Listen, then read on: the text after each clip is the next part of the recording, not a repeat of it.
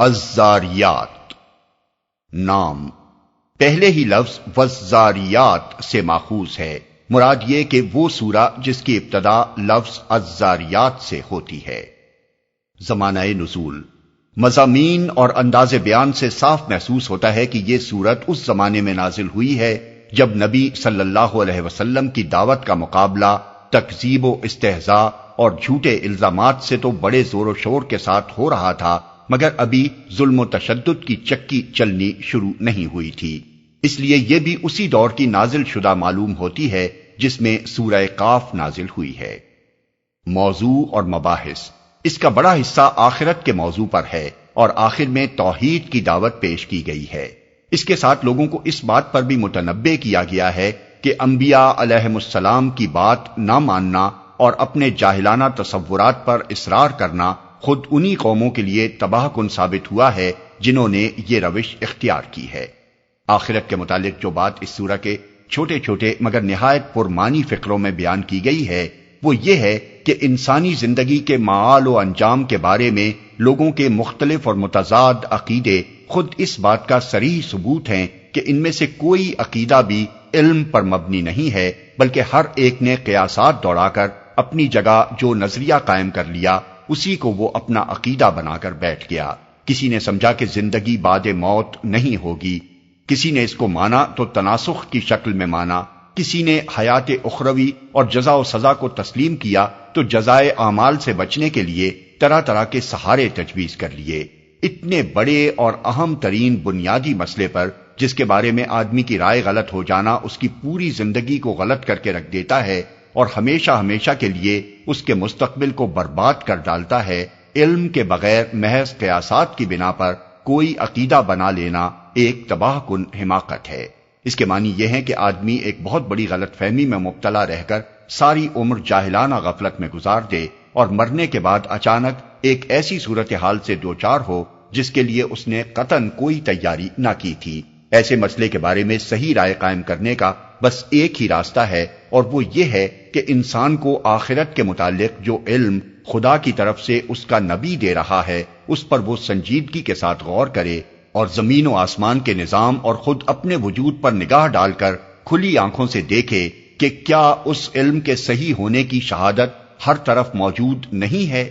اس سلسلے میں ہوا اور بارش کے انتظام کو، زمین کی ساخت اور اس کی مخلوقات کو، انسان کے اپنے نفس کو، آسمان کی تخلیق کو اور دنیا کی تمام اشیاء کے جوڑوں کی شکل میں بنائے جانے کو آخرت کی شہادت کے طور پر پیش کیا گیا ہے، اور انسانی تاریخ سے مثالیں دے کر بتایا گیا ہے کہ سلطنت کائنات کا مزاج کس طرح ایک قانون مکافات کا مقتضی نظر آ رہا ہے۔ اس کے بعد بڑے مختصر انداز میں توحید کی دعوت دیتے ہوئے فرمایا گیا ہے کہ تمہارے خالق نے تم کو دوسروں کی بندگی کے لیے نہیں بلکہ اپنی بندگی کے لیے پیدا کیا ہے۔ وہ تمہارے بناوٹی معبودوں کی طرح نہیں ہے جو تم سے رزق لیتے ہیں اور تمہاری مدد کے بغیر جن کی خدائی نہیں چل سکتی۔ وہ ایسا معبود ہے جو سب کا رزاق ہے، کسی سے رزق لینے کا محتاج نہیں، اور جس کی خدائی خود اس کے اپنے بلبوتے پر چل رہی ہے۔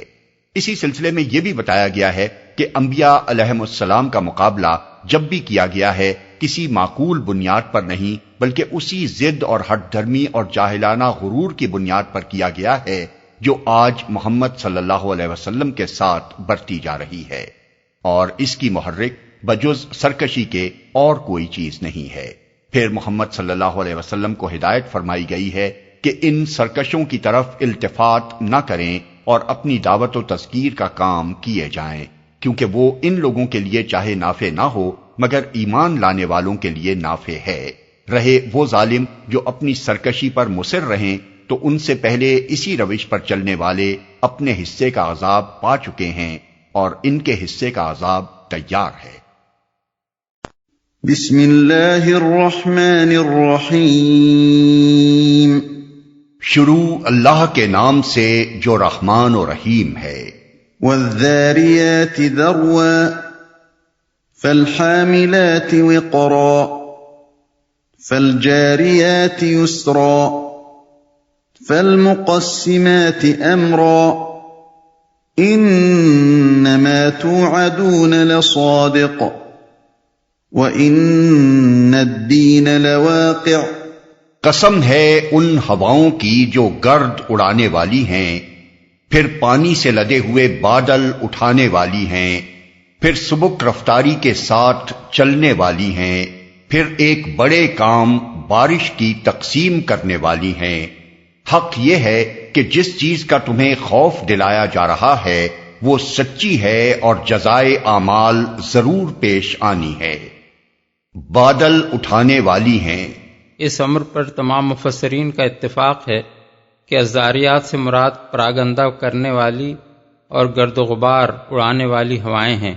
اور الحاملات وقرن یعنی بھاری بوجھ اٹھانے والیوں سے مراد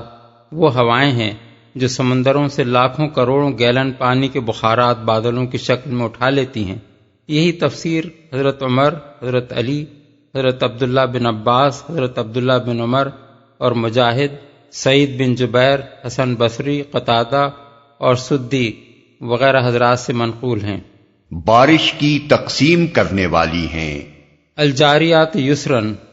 اور المقسمات امرن کی تفسیر میں مفسرین کے درمیان اختلاف ہے۔ ایک گروہ نے اس بات کو ترجیح دی ہے یا یہ مفہوم لینا جائز رکھا ہے کہ ان دونوں سے مراد بھی ہوائیں ہی ہیں، یعنی یہی ہوائیں پھر بادلوں کو لے کر چلتی ہیں اور پھر روئے زمین کے مختلف حصوں میں پھیل کر اللہ تعالیٰ کے حکم کے مطابق جہاں جتنا حکم ہوتا ہے پانی تقسیم کرتی ہیں۔ دوسرے گروہ نے الجاریات یسرن سے مراد سبک رفتاری کے ساتھ چلنے والی کشتیاں لی ہیں، اور المقسمات امرن سے مراد وہ فرشتے لیے ہیں جو اللہ تعالیٰ کے حکم کے مطابق اس کی مخلوقات کے نصیب کی چیزیں ان میں تقسیم کرتے ہیں۔ ایک روایت کی روح سے حضرت عمر رضی اللہ عنہ نے ان دونوں فقروں کا یہ مطلب بیان کر کے فرمایا کہ اگر میں نے رسول اللہ صلی اللہ علیہ وسلم سے نہ سنا ہوتا تو میں اسے بیان نہ کرتا۔ اسی بنا پر علامہ آلوسی اس خیال کا اظہار کرتے ہیں کہ اس کے سوا ان فقروں کا کوئی اور مطلب لینا جائز نہیں ہے، اور جن لوگوں نے کوئی دوسرا مفہوم لیا ہے انہوں نے بیجا جسارت کی ہے۔ لیکن حافظ ابن کثیر کہتے ہیں کہ اس روایت کی سند ضعیف ہے، اور اس کی بنیاد پر قطعیت کے ساتھ یہ نہیں کہا جا سکتا کہ فی الواقع حضور ہی نے ان فقروں کی یہ تفسیر فرمائی ہے۔ اس میں شک نہیں کہ صحابہ و تابعین کی ایک معتدبہ جماعت سے یہی دوسری تفسیر منقول ہے، لیکن مفسرین کی ایک اچھی خاصی جماعت نے پہلی تفسیر بھی بیان کی ہے اور سلسلہ کلام سے وہ زیادہ مناسبت رکھتی ہے۔ شاہ رفیع الدین صاحب، شاہ عبد القادر صاحب اور مولانا محمود الحسن صاحب نے بھی اپنے ترجموں میں پہلا مفہوم ہی لیا ہے۔ خوف دلایا جا رہا ہے، اصل میں لفظ توعدون استعمال کیا گیا ہے۔ اگر یہ وعد سے ہو تو اس کا مطلب ہوگا جس چیز کا تم سے وعدہ کیا جا رہا ہے، اور وعید سے ہو تو مطلب یہ ہوگا کہ جس چیز کا تم کو ڈراوا دیا جا رہا ہے۔ زبان کے لحاظ سے دونوں مطلب یکساں درست ہیں، لیکن موقع و محل کے ساتھ دوسرا مفہوم زیادہ مناسبت رکھتا ہے، کیونکہ مخاطب وہ لوگ ہیں جو کفر و شرک اور فسق و فجور میں غرق تھے اور یہ بات ماننے کے لیے تیار نہ تھے کہ کبھی ان کو محاسبے اور جزائے اعمال سے بھی سابقہ پیش آنے والا ہے۔ اسی لیے ہم نے توعدون کو وعدے کے بجائے وعید کے معنی میں لیا ہے۔ ضرور پیش آنی ہے، یہ ہے وہ بات جس پر قسم کھائی گئی ہے۔ اس قسم کا مطلب یہ ہے کہ جس بے نظیر نظم اور باقاعدگی کے ساتھ بارش کا یہ عظیم الشان ضابطہ تمہاری آنکھوں کے سامنے چل رہا ہے، اور جو حکمت اور مصلحتیں اس میں صریح طور پر کارفرما نظر آتی ہیں، وہ اس بات پر گواہی دے رہی ہیں کہ یہ دنیا کوئی بے مقصد اور بے معنی گھروندہ نہیں ہے جس میں لاکھوں کروڑوں برس سے ایک بہت بڑا کھیل بس یوں ہی الٹپ ہوئے جا رہا ہو، بلکہ یہ در حقیقت ایک کمال درجے کا حکیمانہ نظام ہے جس میں ہر کام کسی مقصد اور کسی مصلحت کے لیے ہو رہا ہے۔ اس نظام میں یہ کسی طرح ممکن نہیں ہے کہ یہاں انسان جیسی ایک مخلوق کو عقل، شعور، تمیز اور تصرف کے اختیارات دے کر اس میں نیکی و بدی کی اخلاقی حس پیدا کر کے اور اسے ہر طرح کے اچھے اور برے، صحیح اور غلط کاموں کے مواقع دے کر زمین میں ترک تازیاں کرنے کے لیے محض فضول اور لایانی طریقے سے چھوڑ دیا جائے، اور اس سے کبھی یہ باز پرس نہ ہو کہ دل و دماغ اور جسم کی جو قوتیں اس کو دی گئی تھیں دنیا میں کام کرنے کے لیے جو وسیع ذرائع اس کے حوالے کیے گئے تھے، اور خدا کی بے شمار مخلوقات پر تصرف کے جو اختیارات اسے دیے گئے تھے، ان کو اس نے کس طرح استعمال کیا۔ جس نظام کائنات میں سب کچھ بامقصد ہے، اس میں صرف انسان جیسی عظیم مخلوق کی تخلیق کیسے بے مقصد ہو سکتی ہے؟ جس نظام میں ہر چیز مبنی بر حکمت ہے، اس میں تنہا ایک انسان ہی کی تخلیق کیسے فضول اور عبث ہو سکتی ہے؟ مخلوقات کی جو اقسام عقل و شعور نہیں رکھتی، ان کی تخلیق کی مصلحت تو اسی عالم طبیعی میں پوری ہو جاتی ہے۔ اس لیے اگر وہ اپنی مدت عمر ختم ہونے کے بعد ضائع کر دی جائیں تو یہ عین معقول بات ہے، کیونکہ انہیں کوئی اختیارات دیے ہی نہیں گئے ہیں کہ ان سے محاسبے کا کوئی سوال پیدا ہو۔ مگر عقل و شعور اور اختیارات رکھنے والی مخلوق، جس کے افعال محض عالم طبیعت تک محدود نہیں ہیں بلکہ اخلاقی نوعیت بھی رکھتے ہیں، اور جس کے اخلاقی نتائج پیدا کرنے والے اعمال کا سلسلہ محض زندگی کی آخری ساعت تک ہی نہیں چلتا بلکہ مرنے کے بعد بھی اس پر اخلاقی نتائج مترتب ہوتے رہتے ہیں، اسے صرف اس کا طبیعی کام ختم ہو جانے کے بعد نباتات و حیوانات کی طرح کیسے ضائع کیا جا سکتا ہے؟ اس نے تو اپنے اختیار و ارادے سے جو نیکی یا بدی بھی کی ہے، اس کی ٹھیک ٹھیک مبنی بر حق و انصاف جزا اس کو لازماً ملنی ہی چاہیے، کیونکہ یہ اس مصلحت کا بنیادی تقاضا ہے جس کے تحت دوسری مخلوقات کے برعکس اس کو ایک ذی اختیار مخلوق بنایا گیا ہے۔ اس سے محاسبہ نہ ہو، اس کے اخلاقی اعمال پر جزا و سزا نہ ہو، اور اس کو بھی بے اختیار مخلوقات کی طرح عمر طبیعی ختم ہونے پر ضائع کر دیا جائے تو لامحالہ اس کی تخلیق سراسر عبث ہوگی، اور ایک حکیم سے فعل عبث کی توقع نہیں کی جا سکتی۔ اس کے علاوہ آخرت و جزا و سزا کے وقوع پر ان چار مظاہر کائنات کی قسم کھانے کی ایک اور وجہ بھی ہے۔ منکرین آخرت زندگی بعد موت کو جس بنا پر غیر ممکن سمجھتے ہیں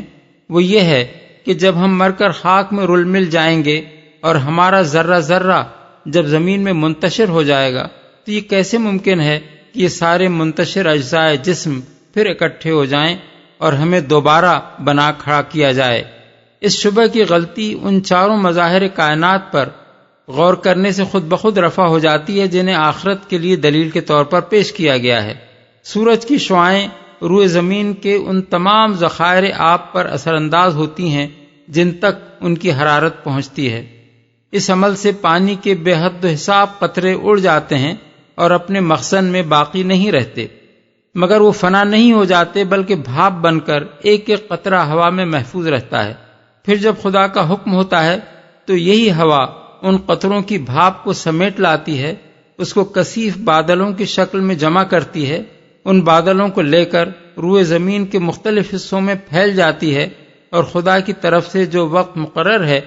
ٹھیک اسی وقت ایک ایک قطرے کو اسی شکل میں جس میں وہ پہلے تھا زمین پر واپس پہنچا دیتی ہے۔ یہ منظر جو آئے دن انسان کی آنکھوں کے سامنے گزر رہا ہے، اس بات کی شہادت دیتا ہے کہ مرے ہوئے انسانوں کے اجزاء جسم بھی اللہ تعالیٰ کے ایک اشارے پر جمع ہو سکتے ہیں، اور ان انسانوں کو اسی شکل میں پھر اٹھا کھڑا کیا جا سکتا ہے جس میں وہ پہلے موجود تھے۔ یہ اجزاء خواہ مٹی میں ہوں یا پانی میں یا ہوا میں، بہرحال رہتے اسی زمین اور اس کے ماحول ہی میں ہیں۔ جو خدا پانی کے بخارات کو ہوا میں منتشر ہو جانے کے بعد پھر اسی ہوا کے ذریعے سے سمیٹ لاتا ہے اور انہیں پھر پانی کی شکل میں برسا دیتا ہے، اس کے لیے انسانی جسموں کے بکھرے ہوئے اجزاء کو ہوا، پانی اور مٹی میں سے سمیٹ لانا اور پھر سابق شکلوں میں جمع کر دینا آخر کیوں مشکل ہو؟ والسماء ذات الحبك انکم لفی قول مختلف یؤفک عنہ من افک۔ قسم ہے متفرق شکلوں والے آسمان کی، آخرت کے بارے میں تمہاری بات ایک دوسرے سے مختلف ہے، اس سے وہی برگشتہ ہوتا ہے جو حق سے پھرا ہوا ہے۔ متفرق شکلوں والے آسمان کی، اصل میں لفظ ذات الحبک کے استعمال ہوا ہے۔ حبک راستوں کو بھی کہتے ہیں، ان لہروں کو بھی کہتے ہیں جو ہوا کے چلنے سے ریگستان کی ریت اور ٹھہرے ہوئے پانی میں پیدا ہو جاتی ہیں، اور گھونگر والے بالوں میں جو لٹیں سی بن جاتی ہیں ان کے لیے بھی یہ لفظ بولا جاتا ہے۔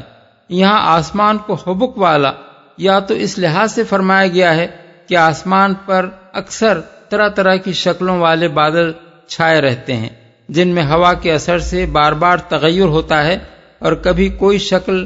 نہ خود قائم رہتی ہے نہ کسی دوسری شکل سے مشابہ ہوتی ہے، یا اس بنا پر فرمایا گیا ہے کہ رات کے وقت آسمان پر جب تارے بکھرے ہوتے ہیں تو آدمی دیکھتا ہے کہ ان کی بہت سی مختلف شکلیں ہیں اور کوئی شکل دوسری شکل سے نہیں ملتی۔ تمہاری بات ایک دوسرے سے مختلف ہے۔ اس اختلاف اقوال پر متفرق شکلوں والے آسمان کی قسم تشبیہ کے طور پر کھائی گئی ہے، یعنی جس طرح آسمان کے بادلوں اور تاروں کے جھرمٹوں کی شکلیں مختلف ہیں اور ان میں کوئی مطابقت نہیں پائی جاتی، اسی طرح آخرت کے متعلق تم لوگ بھانت بھانت کی بولیاں بول رہے ہو اور ہر ایک کی بات دوسرے سے مختلف ہے۔ کوئی کہتا ہے کہ یہ دنیا ازلی و ابدی ہے اور کوئی قیامت برپا نہیں ہو سکتی، کوئی کہتا ہے کہ یہ نظام حادث ہے اور ایک وقت میں یہ جا کر ختم بھی ہو سکتا ہے، مگر انسان سمیت جو چیز بھی فنا ہو گئی پھر اس کا اعادہ ممکن نہیں ہے۔ کوئی اعادے کو ممکن مانتا ہے مگر اس کا عقیدہ یہ ہے کہ انسان اپنے اعمال کے اچھے اور برے نتائج بھگتنے کے لیے بار بار اسی دنیا میں جنم لیتا ہے۔ کوئی جنت اور جہنم کا بھی قائل ہے مگر اس کے ساتھ تناسخ کو بھی ملاتا ہے، یعنی اس کا خیال ہے کہ گناہگار جہنم میں بھی جا کر سزا بھگتتا ہے اور پھر اس دنیا میں بھی سزا پانے کے لیے جنم لیتا رہتا ہے۔ کوئی کہتا ہے کہ دنیا کی زندگی خود ایک عذاب ہے، جب تک انسان کے نفس کو مادی زندگی سے لگاؤ باقی رہتا ہے اس وقت تک وہ اس دنیا میں مر مر کر پھر جنم لیتا رہتا ہے، اور اس کی حقیقی نجات یعنی نروان یہ ہے کہ وہ بالکل فنا ہو جائے۔ کوئی آخرت اور جنت و جہنم کا قائل ہے مگر کہتا ہے کہ خدا نے اپنے اکلوتے بیٹے کو صلیب پر موت دے کر انسان کے ازلی گناہ کا کفارہ ادا کر دیا ہے، اور اس بیٹے پر ایمان لا کر آدمی اپنے اعمال بد کے برے نتائج سے بچ جائے گا۔ کچھ دوسرے لوگ آخرت اور جزا و سزا ہر چیز کو مان کر بعض ایسے بزرگوں کو شفیع تجویز کر لیتے ہیں جو اللہ کے ایسے پیارے ہیں یا اللہ کے ہاں ایسا زور رکھتے ہیں کہ جو ان کا دامن گرفتہ ہو وہ دنیا میں سب کچھ کر کے بھی سزا سے بچ سکتا ہے۔ ان بزرگ ہستیوں کے بارے میں بھی اس عقیدے کے ماننے والوں میں اتفاق نہیں ہے، بلکہ ہر ایک گروہ نے اپنے الگ الگ شفیع بنا رکھے ہیں۔ یہ اختلاف اقوال خود ہی اس امر کا ثبوت ہے کہ وحی و رسالت سے بے نیاز ہو کر انسان نے اپنے اور اس دنیا کے انجام پر جب بھی کوئی رائے قائم کی ہے علم کے بغیر قائم کی ہے، ورنہ اگر انسان کے پاس اس معاملے میں فی الواقع براہ راست علم کا کوئی ذریعہ ہوتا تو اتنے مختلف اور متضاد عقیدے پیدا نہ ہوتے۔ جو حق سے پھرا ہوا ہے۔ اصل الفاظ ہیں یوفک عنہ من افک۔ اس فقرے میں عنہ کی ضمیر کے دو مرجع ہو سکتے ہیں، ایک جزائے اعمال، دوسرے قول مختلف۔ پہلی صورت میں اس ارشاد کا مطلب یہ ہے کہ جزائے اعمال کو تو ضرور پیش آنا ہے، تم لوگ اس کے بارے میں طرح طرح کے مختلف عقیدے رکھتے ہو مگر اس کو ماننے سے وہی شخص برگشتہ ہوتا ہے جو حق سے پھرا ہوا ہے۔ دوسری صورت میں مطلب یہ ہے کہ ان مختلف اقوال سے وہی شخص گمراہ ہوتا ہے جو دراصل حق سے برگشتہ ہے۔ قتل الخراصون الذين هم في غمرة ساهون يسألون أيان يوم الدين يوم هم على النار يفتنون۔ مارے گئے قیاس و گمان سے حکم لگانے والے جو جہالت میں غرق اور غفلت میں مدہوش ہیں، پوچھتے ہیں آخر وہ روز جزا کب آئے گا؟ وہ اس روز آئے گا جب یہ لوگ آگ پر تپائے جائیں گے۔ حکم لگانے والے۔ ان الفاظ میں قرآن مجید ایک اہم حقیقت پر انسان کو متنبہ کر رہا ہے۔ قیاس و گمان کی بنا پر کوئی اندازہ کرنا یا تخمینہ لگانا دنیاوی زندگی کے چھوٹے چھوٹے معاملات میں تو کسی حد تک چل سکتا ہے، اگرچہ علم کا قائم مقام پھر بھی نہیں ہو سکتا، لیکن اتنا بڑا بنیادی مسئلہ کہ ہم اپنی پوری زندگی کے اعمال کے لیے کسی کے سامنے ذمہ دار و جواب دہ ہیں یا نہیں، اور ہیں تو کس کے سامنے، کب اور کیا جواب دہی ہمیں کرنی ہوگی، اور اس جواب دہی میں کامیابی اور ناکامی کے نتائج کیا ہوں گے۔ یہ ایسا مسئلہ نہیں ہے کہ اس کے متعلق آدمی محض اپنے قیاس و گمان کے مطابق ایک اندازہ قائم کر لے اور پھر اسی جوئے کے داؤں پر اپنا تمام سرمایہ حیات لگا دے، اس لیے کہ یہ اندازہ اگر غلط نکلے تو اس کے معنی یہ ہوں گے کہ آدمی نے اپنے آپ کو بالکل تباہ و برباد کر لیا۔ مزید برآں یہ مسئلہ سرے سے ان مسائل میں سے ہے ہی نہیں جن کے بارے میں آدمی محض قیاس، ظن و تخمین سے کوئی صحیح رائے قائم کر سکتا ہو، کیونکہ قیاس ان امور میں چل سکتا ہے جو انسان کے دائرہ محسوسات میں شامل ہوں، اور یہ مسئلہ ایسا ہے جس کا کوئی پہلو بھی محسوسات کے دائرے میں نہیں آتا،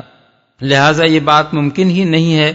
کہ اس کے بارے میں کوئی قیاسی اندازہ صحیح ہو سکے۔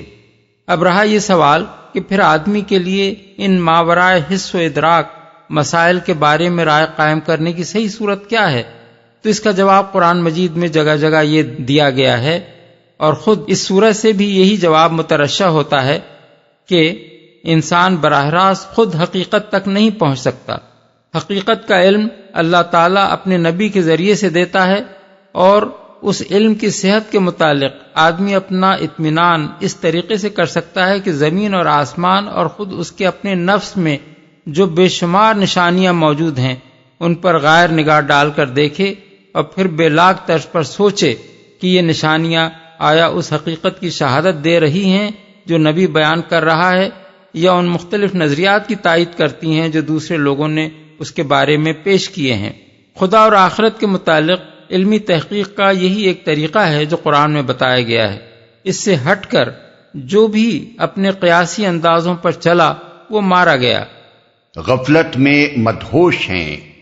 یعنی انہیں کچھ پتہ نہیں ہے کہ اپنے ان غلط اندازوں کی وجہ سے وہ کس انجام کی طرف چلے جا رہے ہیں۔ ان اندازوں کی بنا پر جو راستہ بھی کسی نے اختیار کیا ہے وہ سیدھا تباہی کی طرف جاتا ہے۔ جو شخص آخرت کا منکر ہے وہ سرے سے کسی جواب دہی کی تیاری ہی نہیں کر رہا ہے، اور اس خیال میں مگن ہے کہ مرنے کے بعد کوئی دوسری زندگی نہیں ہوگی، حالانکہ اچانک وہ وقت آ جائے گا جب اس کی توقعات کے بالکل خلاف دوسری زندگی میں اس کی آنکھیں کھلیں گی اور اسے معلوم ہوگا کہ یہاں اس کو اپنے ایک ایک عمل کی جواب دہی کرنی ہے۔ جو شخص اس خیال میں ساری عمر کھپا رہا ہے کہ مر کر پھر اسی دنیا میں واپس آؤں گا، اسے مرتے ہی معلوم ہو جائے گا کہ اب واپسی کے سارے دروازے بند ہیں۔ کسی نئے عمل سے پچھلی زندگی کے اعمال کی تلافی کا اب کوئی موقع نہیں ہے، اور آگے ایک اور زندگی ہے جس میں ہمیشہ ہمیشہ کے لیے اسے اپنی دنیاوی زندگی کے نتائج دیکھنے اور بھگتنے ہیں۔ جو شخص اس امید میں اپنے آپ کو ہلاک کیے ڈالتا ہے کہ نفس اور اس کی خواہشات کو جب پوری طرح مار دوں گا تو فنائے محض کی شکل میں مجھے عذاب ہستی سے نجات مل جائے گی، وہ موت کے دروازے سے گزرتے ہی دیکھ لے گا کہ آگے فنا نہیں بلکہ بقا ہے، اور اسے اب اس امر کی جواب دہی کرنی ہے کہ کیا تجھے وجود کی نعمت اسی لیے دی گئی تھی کہ تو اسے بنانے اور سنوارنے کے بجائے مٹانے میں اپنی ساری محنتیں صرف کر دیتا۔ اسی طرح جو شخص کسی ابن اللہ کے کفارے بن جانے یا کسی بزرگ ہستی کے شفیع بن جانے پر بھروسہ کر کے عمر بھر خدا کی نافرمانیاں کرتا رہا، اسے خدا کے سامنے پہنچتے ہی پتہ چل جائے گا کہ یہاں نہ کوئی کسی کا کفارہ ادا کرنے والا ہے اور نہ کسی میں یہ طاقت ہے کہ اپنے زور سے یا اپنی محبوبیت کے صدقے میں کسی کو خدا کی پکڑ سے بچا لے۔ بس یہ تمام قیاسی عقیدے در حقیقت ایک افیون ہیں جس کی پنک میں یہ لوگ بے سود پڑے ہوئے ہیں، اور انہیں کچھ خبر نہیں ہے کہ خدا اور انبیاء کے دیے ہوئے صحیح علم کو نظر انداز کر کے اپنی جس جہالت پر یہ مگن ہے وہ انہیں کدھر لیے جا رہی ہے۔ آگ پر تپائے جائیں گے۔ کفار کا یہ سوال کہ روز جزا کب آئے گا علم حاصل کرنے کے لیے نہ تھا بلکہ طعن اور استہزاء کے طور پر تھا، اس لیے ان کو جواب اس انداز سے دیا گیا۔ یہ بالکل ایسا ہی ہے جیسے آپ کسی شخص کو بد کرداریوں سے باز نہ آنے کی نصیحت کرتے ہوئے اس سے کہیں کہ ایک روز ان حرکات کا برا نتیجہ دیکھو گے اور وہ اس پر ایک ٹھٹھا مار کر آپ سے پوچھے کہ حضرت آخر وہ دن کب آئے گا، ظاہر ہے کہ اس کا یہ سوال اس برے انجام کی تاریخ معلوم کرنے کے لیے نہیں بلکہ آپ کی نصیحتوں کا مذاق اڑانے کے لیے ہوگا۔ اس لیے اس کا صحیح جواب یہی ہے کہ وہ اس روز آئے گا جب تمہاری شامت آئے گی۔ اس کے ساتھ یہ بات بھی اچھی طرح سمجھ لینی چاہیے کہ آخرت کے مسئلے پر اگر کوئی منکر آخرت سنجیدگی کے ساتھ بحث کر رہا ہو تو وہ اس کے موافق و مخالف دلائل پر تو بات کر سکتا ہے، مگر جب تک اس کا دماغ بالکل ہی خراب نہ ہو چکا ہو یہ سوال وہ کبھی نہیں کر سکتا کہ بتاؤ وہ آخرت کس تاریخ کو آئے گی۔ اس کی طرف سے یہ سوال جب بھی ہوگا طنز اور تمسخر کے طور پر ہی ہوگا، اس لیے کہ آخرت کے آنے کی تاریخ بیان کرنے اور نہ کرنے کا کوئی اثر بھی اصل بحث پر نہیں پڑتا۔ کوئی شخص نہ اس بنا پر آخرت کا انکار کرتا ہے کہ اس کی آمد کا سال، مہینہ اور دن نہیں بتایا گیا ہے،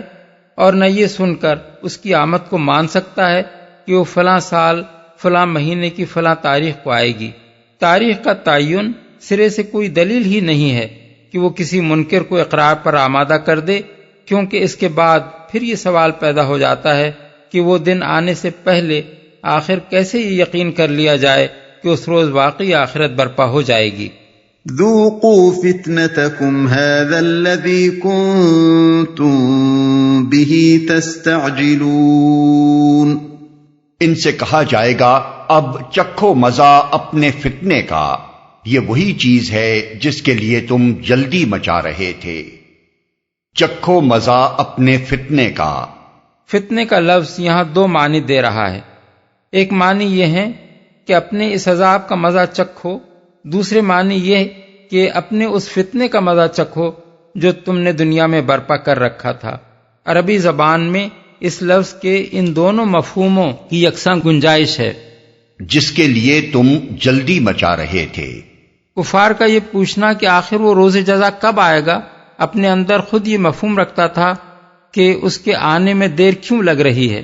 جب ہم اس کا انکار کر رہے ہیں اور اس کے جھٹلانے کی سزا ہمارے لیے لازم ہو چکی ہے تو وہ آ کیوں نہیں جاتا؟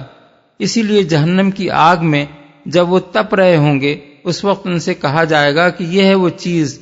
جس کے لیے تم جلدی مچا رہے تھے۔ اس فقرے سے یہ مفہوم آپ سے آپ نکلتا ہے کہ یہ تو اللہ تعالیٰ کی مہربانی تھی کہ اس نے تم سے نافرمانی کا ظہور ہوتے ہی تمہیں فوراً نہ پکڑ لیا اور سوچنے، سمجھنے اور سنبھلنے کے لیے وہ تم کو ایک لمبی مہلت دیتا رہا، مگر تم ایسے احمق تھے کہ اس مہلت سے فائدہ اٹھانے کی بجائے الٹا یہ مطالبہ کرتے رہے کہ یہ وقت تم پر جلدی لے آیا جائے۔ اب دیکھ لو کہ وہ کیا چیز تھی جس کے جلدی آ جانے کا مطالبہ تم کر رہے تھے۔ ان المتقین فی جنات وعیون آخذین ما آتاہم ربهم انہم كانوا قبل ذلك محسنین كانوا قلیلا من اللیل ما یہجعون۔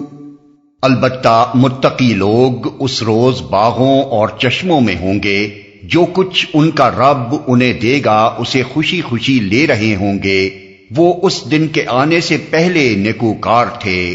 راتوں کو کم ہی سوتے تھے۔ متقی لوگ، اس سیاق و سباق میں لفظ متقی صاف طور پر یہ معنی دے رہا ہے کہ اس سے مراد وہ لوگ ہیں جنہوں نے خدا کی کتاب اور اس کے رسول کی دی ہوئی خبر پر یقین لا کر آخرت کو مان لیا اور وہ رویہ اختیار کر لیا جو حیات اخروی کی کامیابی کے لیے انہیں بتایا گیا تھا، اور اس روش سے اجتناب کیا جس کے متعلق انہیں بتا دیا گیا تھا یہ خدا کے عذاب میں مبتلا کرنے والی ہے۔ خوشی خوشی لے رہے ہوں گے۔ اگرچہ اصل الفاظ ہیں آخذین ما آتاہم ربہم، اور ان کا لفظی ترجمہ صرف یہ ہے کہ لے رہے ہوں گے جو کچھ ان کے رب نے ان کو دیا ہوگا، لیکن موقع اور محل کی مناسبت سے اس جگہ لینے کا مطلب محض لینا نہیں بلکہ خوشی خوشی لینا ہے، جیسے کچھ لوگوں کو ایک سخی داتا مٹھیاں بھر بھر کر انعام دے رہا ہو اور وہ لپک لپک کر اسے لے رہے ہوں۔ جب کسی شخص کو اس کی پسند کی چیز دی جائے تو اس لینے میں آپ سے آپ بخوشی قبول کرنے کا مفہوم پیدا ہو جاتا ہے۔ قرآن مجید میں ایک جگہ فرمایا گیا ہے الم یعلموا ان اللہ یقبل التوبۃ عن عبادہ ویاخذ الصدقات، سورہ توبہ آیت 104۔ کیا تم نہیں جانتے کہ وہ اللہ ہی ہے جو اپنے بندوں سے توبہ قبول کرتا ہے اور صدقات لیتا ہے۔ اس جگہ صدقات لینے سے مراد محض ان کو وصول کرنا نہیں بلکہ پسندیدگی کے ساتھ ان کو قبول کرنا ہے۔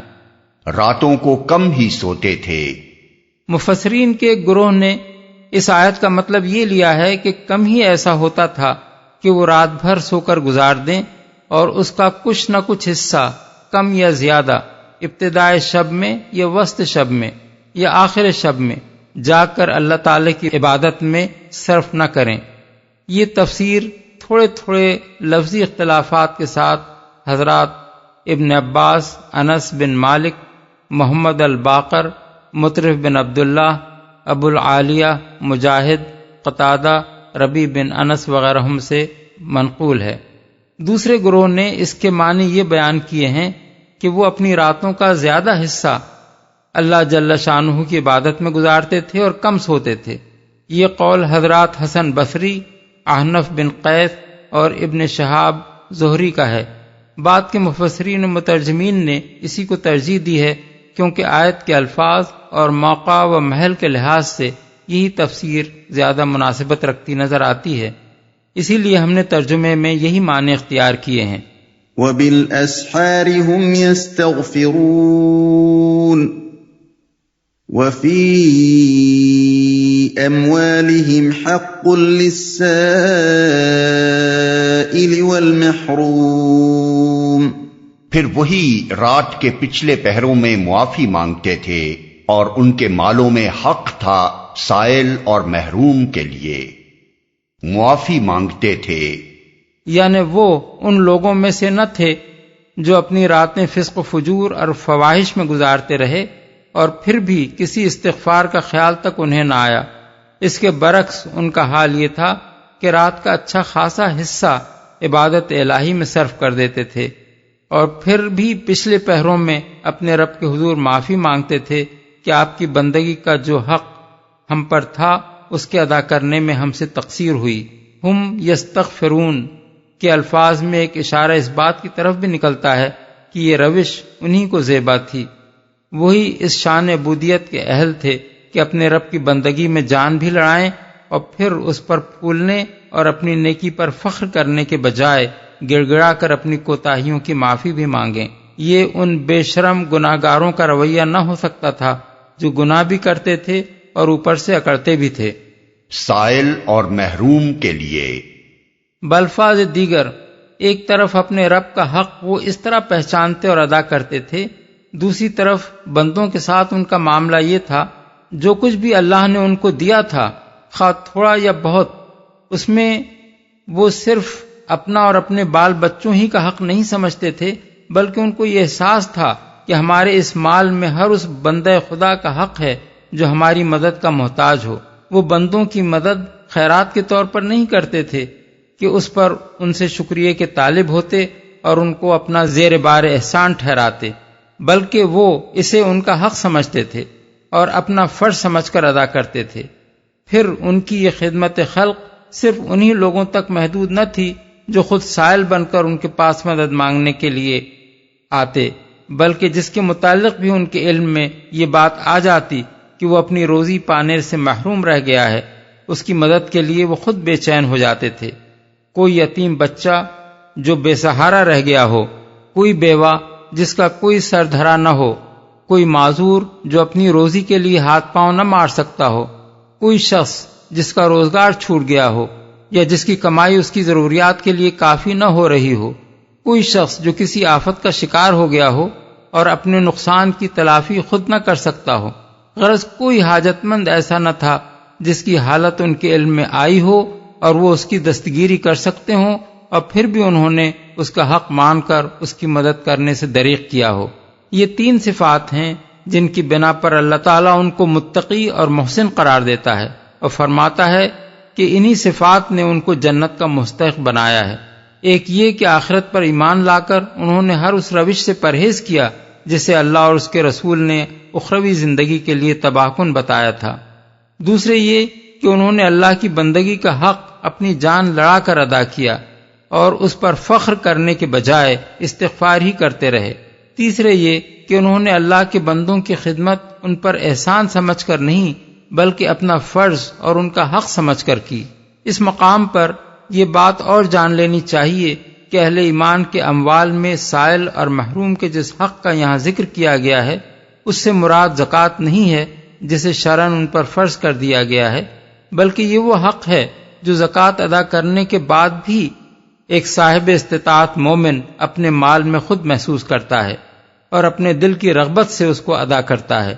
بغیر اس کے کہ شریعت نے اسے لازم کیا ہو۔ ابن عباس، مجاہد اور زید بن اسلم وغیرہ بزرگوں نے اس آیت کا یہی مطلب بیان کیا ہے۔ در حقیقت اس ارشاد الہی کی اصل روح یہ ہے کہ ایک متقی و محسن انسان کبھی اس غلط فہمی میں مبتلا نہیں ہوتا کہ خدا اور اس کے بندوں کا جو حق میرے مال میں تھا زکوٰۃ ادا کر کے میں اس سے بالکل سبکدوش ہو چکا ہوں، اب میں نے اس بات کا کوئی ٹھیکہ نہیں لے لیا ہے کہ ہر ننگے بھوکے مصیبت زدہ آدمی کی مدد کرتا پھروں۔ اس کے برعکس جو اللہ کا بندہ واقعی متقی و محسن ہوتا ہے وہ ہر وقت ہر اس بھلائی کے لیے جو اس کے بس میں ہو دل و جان سے تیار رہتا ہے، اور جو موقع بھی اسے دنیا میں کوئی نیک کام کرنے کے لیے ملے اسے ہاتھ سے نہیں جانے دیتا۔ اس کے سوچنے کا یہ انداز ہی نہیں ہوتا کہ جو نیکی مجھ پر فرض کی گئی تھی وہ میں کر چکا ہوں، اب مزید نیکی کیوں کروں؟ نیکی کی قدر جو شخص پہچان چکا ہو وہ اسے بار سمجھ کر برداشت نہیں کرتا بلکہ اپنے ہی نفع کا سودا سمجھ کر زیادہ سے زیادہ کمانے کا حریص ہو جاتا ہے۔ وَفِي الْأَرْضِ آيَاتٌ لِّلْمُوقِنِينَ وَفِي أَنفُسِكُمْ أَفَلَا تُبْصِرُونَ۔ زمین میں بہت سی نشانیاں ہیں یقین لانے والوں کے لیے، اور خود تمہارے اپنے وجود میں ہیں، کیا تم کو سوچتا نہیں؟ یقین لانے والوں کے لیے نشانیوں سے مراد وہ نشانیاں ہیں جو آخرت کے امکان اور اس کے وجوب و لزوم کی شہادت دے رہی ہیں۔ زمین کا اپنا وجود اور اس کی ساخت، اس کا سورج سے ایک خاص فاصلے پر اور ایک خاص زاویے پر رکھا جانا، اس پر حرارت اور روشنی کا انتظام، اس پر مختلف موسموں کی آمد و رفت، اس کے اوپر ہوا اور پانی کی فراہمی، اس کے پیٹ میں طرح طرح کے بے شمار خزانوں کا مہیا کیا جانا، اس کی سطح پر ایک زرخیز چھلکا چڑھایا جانا، اس میں قسم قسم کی بے حد و حساب نباتات کا اگایا جانا، اس کے اندر خشکی اور تری اور ہوا کے جانوروں کی بے شمار نسلیں جاری کرنا، اس میں ہر نوع کی زندگی کے لیے مناسب حالات اور موزوں خوراک کا انتظام کرنا،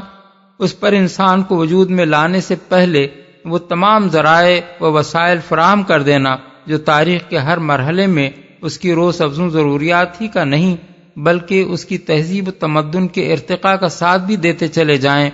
یہ اور دوسری ان گنت نشانیاں ایسی ہیں کہ دیدہ بینا رکھنے والا جس طرف بھی زمین اور اس کے ماحول میں نگاہ ڈالے وہ اس کا دامن دل کھینچ لیتی ہیں۔ جو شخص یقین کے لیے اپنے دل کے دروازے بند کر چکا ہو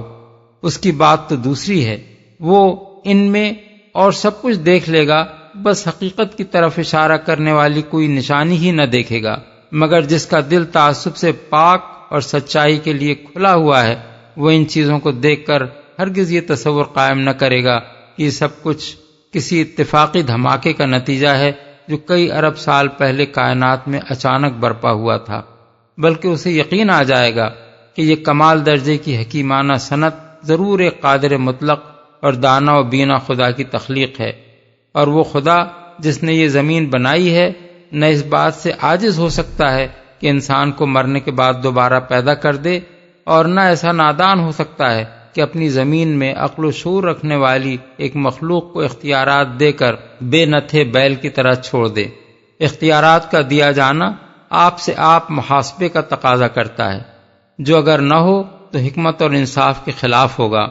اور قدرت مطلقہ کا پایا جانا خود بخود اس بات کا ثبوت ہے کہ دنیا میں نوع انسانی کا کام ختم ہونے کے بعد اس کا خالق جب چاہے محاسبے کے لیے اس کے تمام افراد کو زمین کے ہر گوشے سے جہاں بھی وہ مرے پڑے ہوں اٹھا کر لا سکتا ہے،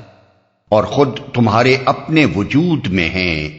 یعنی باہر دیکھنے کی بھی حاجت نہیں، خود اپنے اندر دیکھو تو تمہیں اسی حقیقت پر گواہی دینے والی بے شمار نشانیاں مل جائیں گی۔ کس طرح ایک خردبینی کیڑے اور ایسے ہی ایک خردبینی انڈے کو ملا کر ماں کے ایک گوشہ جسم میں تمہاری تخلیق کی بنا ڈالی گئی، کس طرح تمہیں اس تاریک گوشے میں پرورش کر کے بتدریج بڑھایا گیا، کس طرح تمہیں ایک بے نظیر ساخت کا جسم اور حیرت انگیز قوتوں سے مالا مال نفس عطا کیا گیا، کس طرح تمہاری بناوٹ کی تکمیل ہوتے ہی شکم مادر کی تنگ و تاریک دنیا سے نکال کر تمہیں اس وسیع و عریض دنیا میں اس شان کے ساتھ لایا گیا کہ ایک زبردست خودکار مشین تمہارے اندر نصب ہے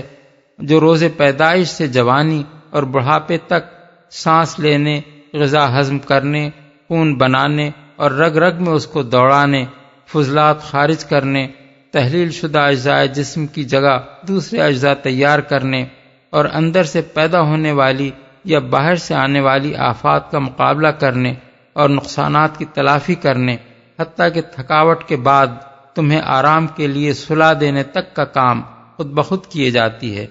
بغیر اس کے کہ تمہاری توجہات اور کوششوں کا کوئی حصہ زندگی کی ان بنیادی ضروریات پر صرف ہو۔ ایک عجیب دماغ تمہارے کاسہ سر میں رکھ دیا گیا ہے جس کی پیچیدہ تہوں میں عقل، فکر، تخیل، شعور، تمیز، ارادہ، حافظہ، خواہش، احساسات و جذبات، میلانات و رجحانات اور دوسری ذہنی قوتوں کی ایک انمول دولت بھری پڑی ہے۔ بہت سے ذرائع علم تم کو دیے گئے ہیں جو آنکھ، ناک، کان اور پورے جسم کی کھال سے تم کو ہر نوعیت کی اطلاعات بہم پہنچاتے ہیں۔ زبان اور گویائی کی طاقت تم کو دے دی گئی ہے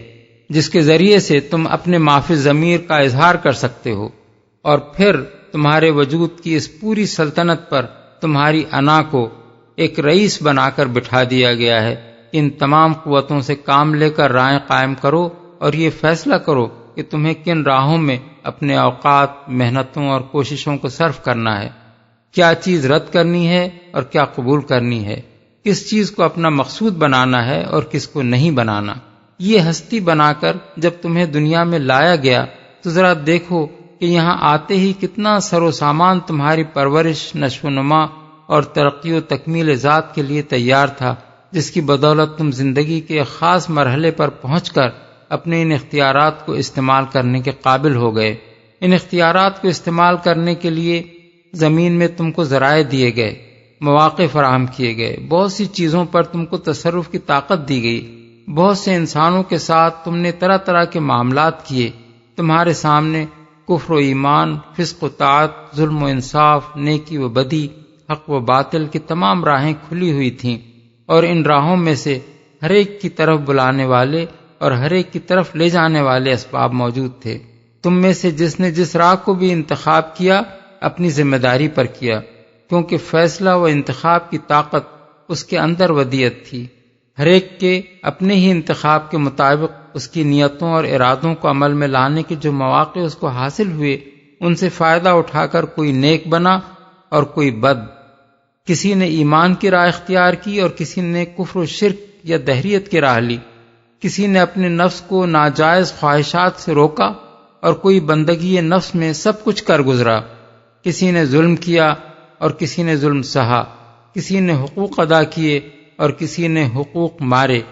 کسی نے مرتے دم تک دنیا میں بھلائی کی اور کوئی زندگی کی آخری ساعت تک برائیاں کرتا رہا،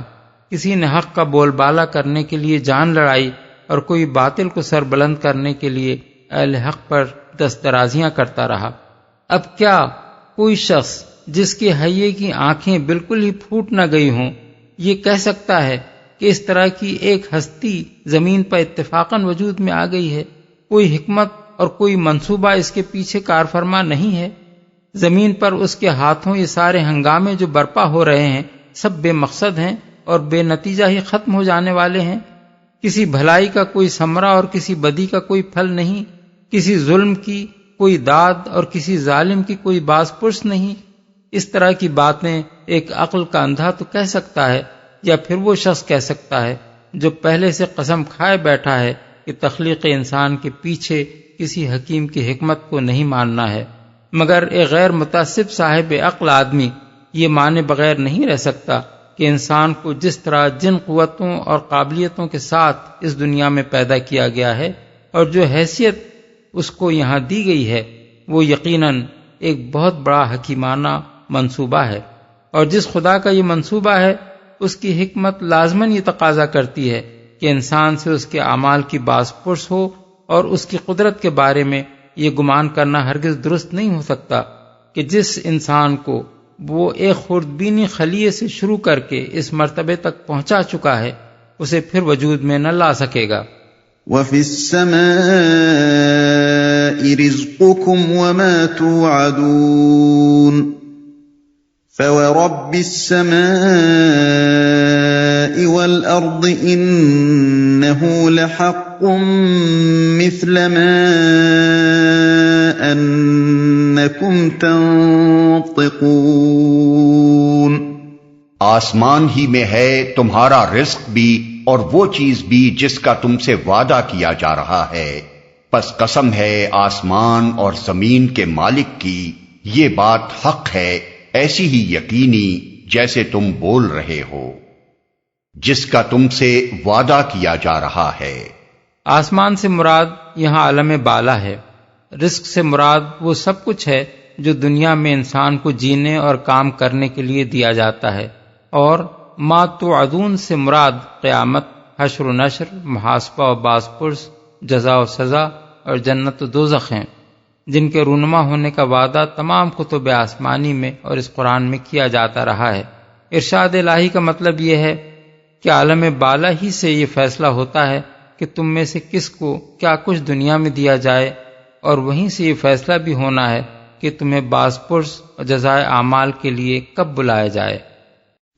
هل أتاك حديث ضيف إبراهيم المكرمين إذ دخلوا عليه فقالوا سلاما قال سلام قوم منكرون۔ اے نبی، ابراہیم کے معزز مہمانوں کی حکایت بھی تمہیں پہنچی ہے؟ جب وہ اس کے ہاں آئے تو کہا آپ کو سلام ہے، اس نے کہا آپ لوگوں کو بھی سلام ہے، کچھ ناآشنا سے لوگ ہیں۔ اے نبی، اب یہاں سے رکوع دوم کے اختتام تک انبیاء علیہم السلام اور بعض گزشتہ قوموں کے انجام کی طرف پے در پے مختصر اشارات کیے گئے ہیں، جن سے دو باتیں ذہن نشین کرانی مقصود ہیں۔ ایک یہ کہ تاریخ انسانی میں خدا کا قانون مکافات برابر کام کرتا رہا ہے، جس میں نیکوکاروں کے لیے انعام اور ظالموں کے لیے سزا کی مثالیں مسلسل پائی جاتی ہیں۔ یہ اس بات کی کھلی علامت ہے کہ دنیا کی اس زندگی میں بھی انسان کے ساتھ اس کے خالق کا معاملہ صرف قوانین طبیعی یعنی فزیکل لاز پر مبنی نہیں ہے، بلکہ اخلاقی قانون یعنی مورل لا اس کے ساتھ کار فرما ہے۔ اور جب سلطنت کائنات کا مزاج یہ ہے کہ جس مخلوق کو جسم طبیعی میں رکھ کر اخلاقی اعمال کا موقع دیا گیا ہو، اس کے ساتھ حیوانات و نباتات کی طرح محض طبیعی قوانین پر معاملہ نہ کیا جائے، بلکہ اس کے اخلاقی اعمال پر اخلاقی قانون بھی نافذ کیا جائے، تو یہ بات بجائے خود اس حقیقت کی صاف نشاندہی کرتی ہے کہ اس سلطنت میں ایک وقت ایسا ضرور آنا چاہیے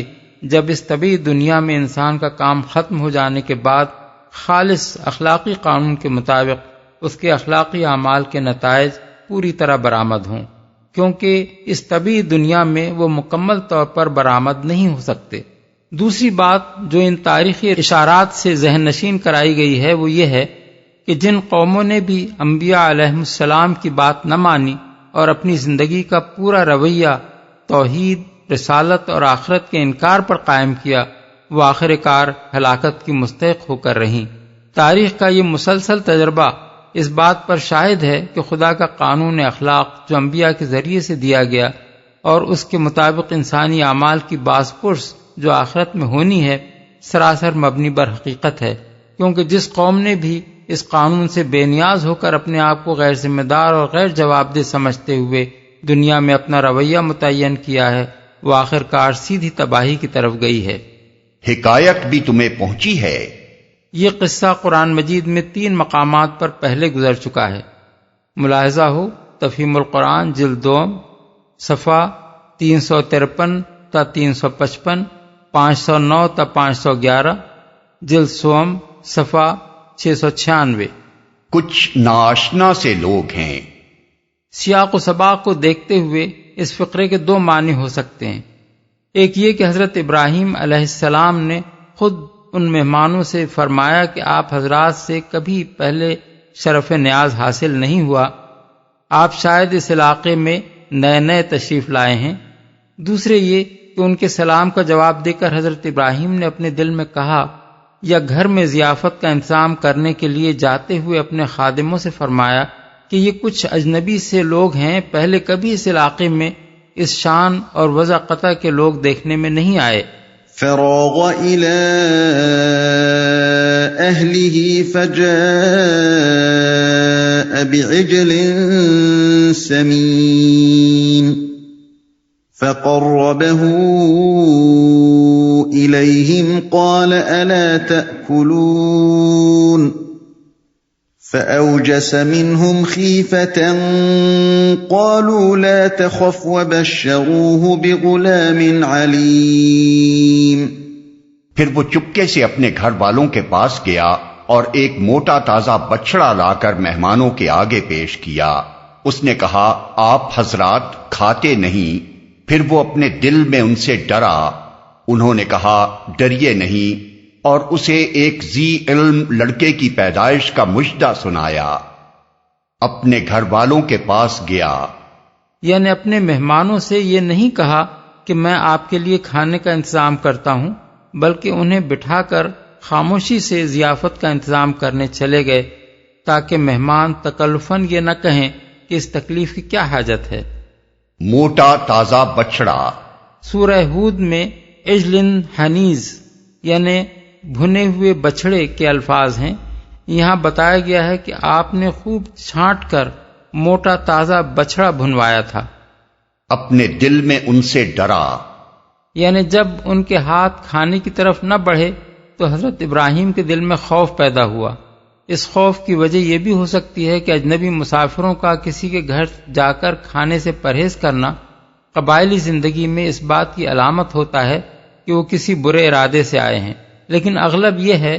کہ ان کے اس اجتناب ہی سے حضرت ابراہیم سمجھ گئے کہ یہ فرشتے ہیں جو انسانی صورت میں آئے ہیں، اور چونکہ فرشتوں کا انسانی شکل میں آنا بڑے غیر معمولی حالات میں ہوتا ہے، اس لیے آپ کو خوف لاحق ہوا کہ کوئی خوفناک معاملہ درپیش ہے جس کے لیے یہ حضرات اس شان سے تشریف لائے ہیں۔ مژدہ سنایا۔ سورہ ہود میں تصریح ہے کہ یہ حضرت اسحاق علیہ السلام کی پیدائش کا مژدہ تھا، اور اس میں یہ بشارت بھی دی گئی تھی کہ حضرت اسحاق سے ان کو حضرت یعقوب علیہ السلام جیسا پوتا نصیب ہوگا۔ فأقبلت امرأته في صرة فصكت وجهها وقالت عجوز عقيم قالوا كذلك قال ربك إنه هو الحكيم العليم۔ یہ سن کر اس کی بیوی چیختی ہوئی آگے بڑھی اور اس نے اپنا منہ پیٹ لیا اور کہنے لگی بوڑھی بانجھ۔ انہوں نے کہا یہی کچھ فرمایا ہے تیرے رب نے، وہ حکیم ہے اور سب کچھ جانتا ہے۔ بانجھ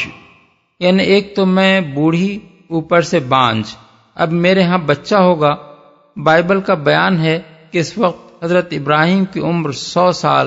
اور حضرت سارہ کی عمر 90 سال تھی۔ پیدائش باب 18 آیت 17۔ وہ حکیم ہے اور سب کچھ جانتا ہے۔ اس قصے سے یہ بتانا مقصود ہے کہ جس بندے نے اپنے رب کی بندگی کا حق دنیا میں ٹھیک ٹھیک ادا کیا تھا، اس کے ساتھ عقبہ میں تو جو معاملہ ہوگا سو ہوگا۔ اسی دنیا میں اس کو یہ انعام دیا گیا کہ عام قوانین طبیعت کی روح سے جس عمر میں اس کے ہاں اولاد پیدا نہ ہو سکتی تھی، اور اس کی سن رسیدہ بیوی تمام عمر بے اولاد رہ کر اس طرف سے قطعی مایوس ہو چکی تھی، اس وقت اللہ نے اسے نہ صرف اولاد دی بلکہ ایسی بے نظیر اولاد دی جو آج تک کسی کو نصیب نہیں ہوئی ہے۔ دنیا میں کوئی دوسرا انسان ایسا نہیں ہے جس کی نسل میں مسلسل 4 انبیاء پیدا ہوئے ہوں۔ وہ صرف حضرت ابراہیم ہی تھے جن کے ہاں 3 پشت تک نبوت چلتی رہی، اور حضرت اسماعیل، حضرت اسحاق، حضرت یعقوب اور حضرت یوسف علیہ السلام جیسے جلیل القدر نبی ان کے گھرانے سے اٹھے۔ قال فما خطبكم أيها المرسلون؟ ابراہیم نے کہا، اے فرستادگان الہی، کیا مہم آپ کو درپیش ہے؟ چونکہ فرشتوں کا انسانی شکل میں آنا کسی بڑے اہم کام کے لیے ہوتا ہے، اس لیے حضرت ابراہیم علیہ السلام نے ان کی آمد کا مقصد پوچھنے کے لیے خطب کا لفظ استعمال فرمایا۔ خطب عربی زبان میں کسی معمولی کام کے لیے نہیں بلکہ کسی امر عظیم کے لیے بولا جاتا ہے۔ قالوا إنا أرسلنا إلى قوم مجرمين لنرسل عليهم حجارة من طين مسومة عند ربك للمسرفين۔ انہوں نے کہا، ہم ایک مجرم قوم کی طرف بھیجے گئے ہیں تاکہ اس پر پکی ہوئی مٹی کے پتھر برسا دیں جو آپ کے رب کے ہاں حد سے گزر جانے والوں کے لیے نشان زدہ ہیں۔ مجرم قوم کی طرف بھیجے گئے ہیں، مراد ہے قوم لوط۔ اس کے جرائم اس قدر بڑھ چکے تھے کہ صرف مجرم قوم کا لفظ ہی یہ بتانے کے لیے کافی تھا کہ اس سے مراد کون سی قوم ہے۔ اس سے پہلے قرآن مجید میں اس کا ذکر گزر چکا ہے۔ تفہیم القرآن جلد 2 صفحہ 51 تا 53، 355 تا 359، 510 تا 511، جلد سوم صفحہ 170، 526 تا 530، 586 تا 587، 594 تا 598، جلد چہارم الصافات صفحہ 306۔ نشان زدہ ہیں، یعنی ایک ایک پتھر پر آپ کے رب کی طرف سے نشان لگا دیا گیا ہے کہ اسے کس مجرم کی سرکوبی کرنی ہے۔ سورہ ہود اور الحجر میں اس عذاب کی تفصیل یہ بتائی گئی ہے کہ ان کی بستیوں کو تلپٹ کر دیا گیا اور اوپر سے پکی ہوئی مٹی کے پتھر برسائے گئے۔ اس سے یہ تصور کیا جا سکتا ہے کہ شدید زلزلے کے اثر سے پورا علاقہ الٹ دیا گیا اور جو لوگ زلزلے سے بچ کر بھاگے ان کو آتش فشاں مادے کے پتھروں کی بارش نے ختم کر دیا۔ فأخرجنا من كان فيها من المؤمنين فما وجدنا فيها غير بيت من المسلمين۔ پھر ہم نے ان سب لوگوں کو نکال لیا جو اس بستی میں مومن تھے، اور وہاں ہم نے ایک گھر کے سوا مسلمانوں کا کوئی گھر نہ پایا۔ پھر ہم نے ان سب لوگوں کو نکال لیا۔ بیچ میں یہ قصہ چھوڑ دیا گیا ہے کہ حضرت ابراہیم علیہ السلام کے پاس سے یہ فرشتے کس طرح حضرت لوط کے یہاں پہنچے اور وہاں ان کے اور قوم لوط کے درمیان کیا کچھ پیش آیا۔ یہ تفصیلات سورہ ہود، الحجر اور العنکبوت میں گزر چکی ہیں۔ یہاں صرف اس آخری وقت کا ذکر کیا جا رہا ہے جب اس قوم پر عذاب نازل ہونے والا تھا۔ مسلمانوں کا کوئی گھر نہ پایا، یعنی پوری قوم میں اور اس کے پورے علاقے میں صرف ایک گھر تھا جس میں ایمان و اسلام کی روشنی پائی جاتی تھی، اور وہ تنہا حضرت لوط علیہ السلام کا گھر تھا۔ باقی پوری قوم فسق و فجور میں ڈوبی ہوئی تھی اور اس کا سارا ملک گندگی سے لبریز ہو چکا تھا۔ اس لیے اللہ تعالیٰ نے اس ایک گھر کے لوگوں کو بچا کر نکال لیا، اور اس کے بعد اس ملک پر وہ تباہی نازل کی جس سے اس بدکار قوم کا کوئی فرد بچ کر نہ جا سکا۔ اس آیت میں 3 اہم مضامین بیان ہوئے ہیں۔ ایک یہ کہ اللہ کا قانون مکافات اس وقت تک کسی قوم کی کامل تباہی کا فیصلہ نہیں کرتا جب تک اس میں کچھ قابل لحاظ بھلائی موجود رہے۔ برے لوگوں کی اکثریت کے مقابلے میں اگر ایک قلیل عنصر بھی ایسا پایا جاتا ہو جو بدی کو روکنے اور نیکی کے راستے کی طرف بلانے کے لیے کوشاں ہو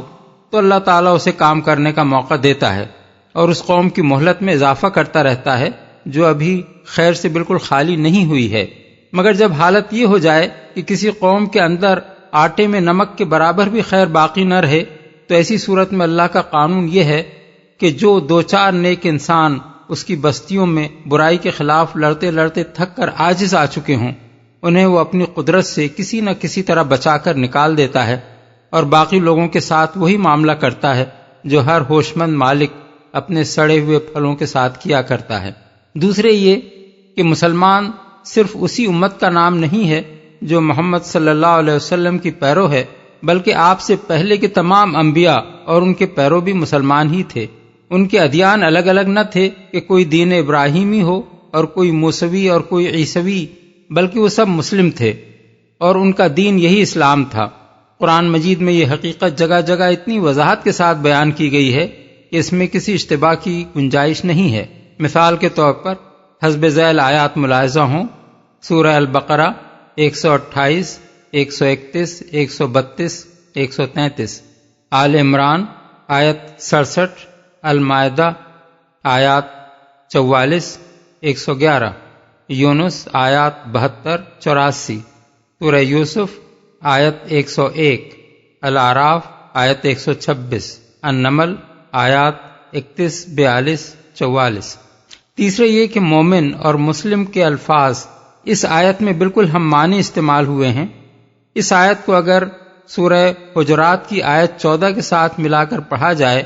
تو ان لوگوں کے خیال کی غلطی پوری طرح واضح ہو جاتی ہے جو یہ سمجھتے ہیں کہ مومن اور مسلم قرآن مجید کی دو ایسی مستقل اصطلاحیں ہیں جو ہر جگہ ایک ہی مفہوم کے لیے استعمال ہوئی ہیں،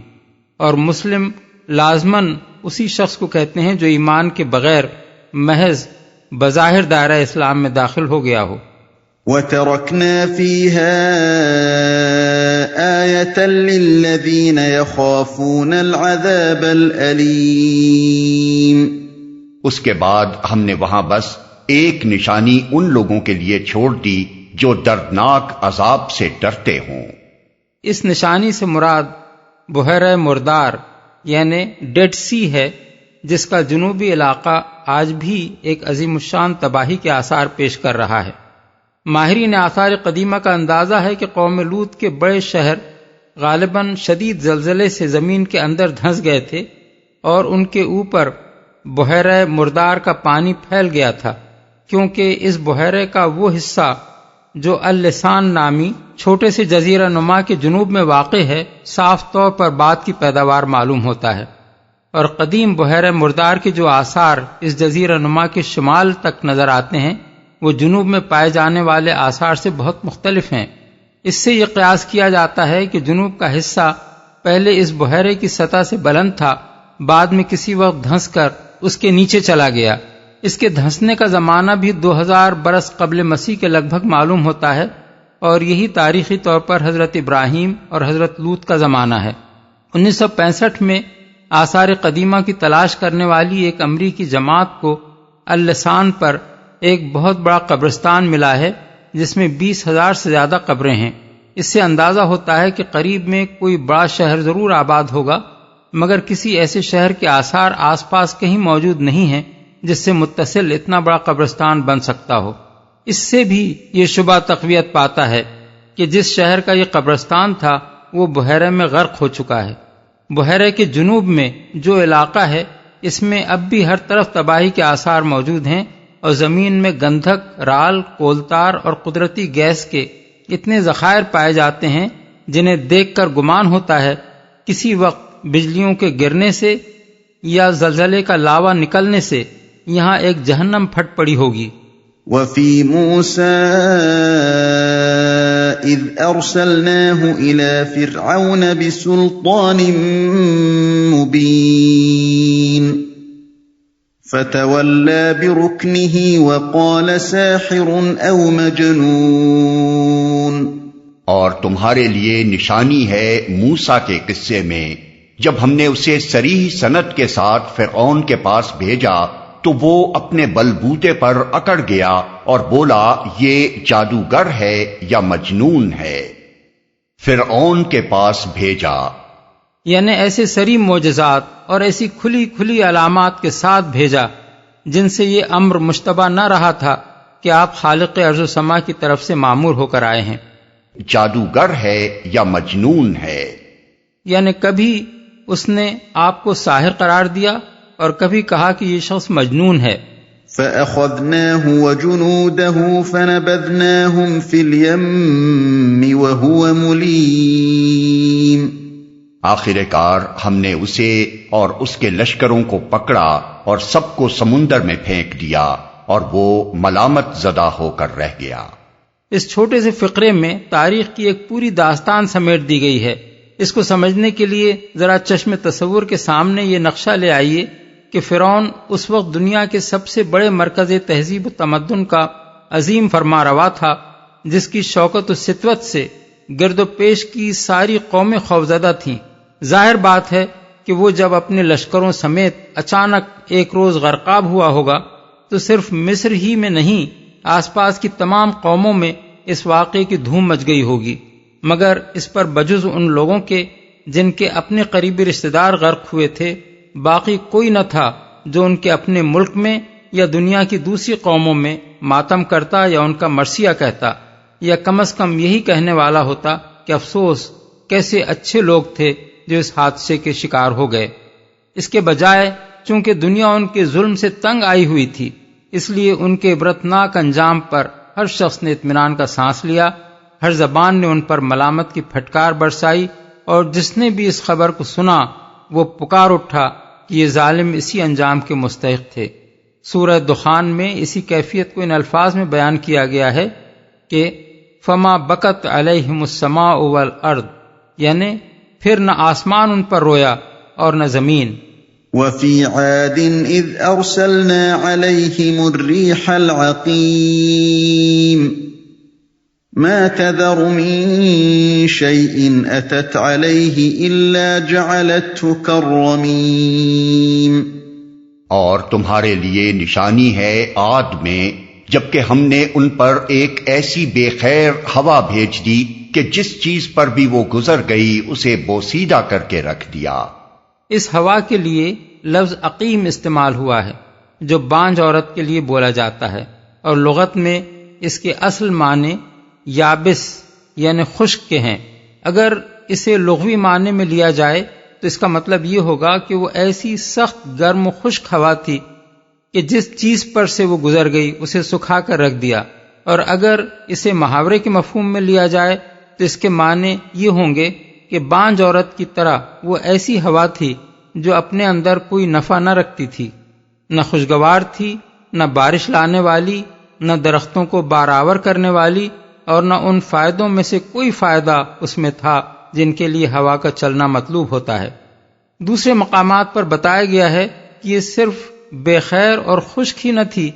بلکہ نہایت شدید آندھی کی شکل میں آئی تھی جس نے لوگوں کو اٹھا اٹھا کر پٹخ دیا، اور یہ مسلسل 8 دن اور 7 راتوں تک چلتی رہی، یہاں تک کہ قوم عاد کے پورے علاقے کو اس نے تہس نہس کر کے رکھ دیا۔ وَفِي ثَمُودَ إِذْ قِيلَ لَهُمْ تَمَتَّعُوا حَتَّى حِينٍ۔ اور تمہارے لیے نشانی ہے سمود میں جب ان سے کہا گیا تھا کہ ایک خاص وقت تک مزے کر لو۔